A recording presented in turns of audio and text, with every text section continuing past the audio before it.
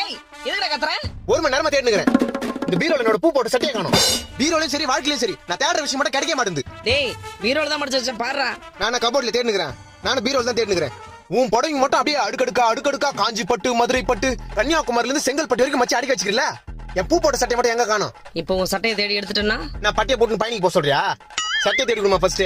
Time ஆகுது. இப்போ நான் தேடி எடுத்தனா தொடப்ப கடை தான். தொடப்பு கட்டல வேணாம், சட்டையை தேடி கொடு. இரு இங்க சட்டை இருக்கட்டும். இருதா. டேய் என் புடவைங்கடா. கீழே வந்தாலும் புடவை இங்க தான் இருக்குது. என் பூ போட்ட சட்டை எங்க? என்ன மூஞ்சி கருக்குதே? ஆத்திரமா வந்து தீஞ்சு வாசனை வருது.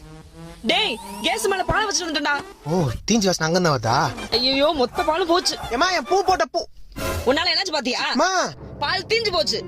என் பூ போட்ட சட்டமா? டேய் இங்க பால் தீஞ்சு போச்சுன்ற பூ போட்ட சட்டையா? இந்த கருத்து நீ ஏன் பாத்துட்டு இருக்கற? என் பூ போட்ட சட்டையே இதாமா. பூ போட்ட சட்டை இதுதானா?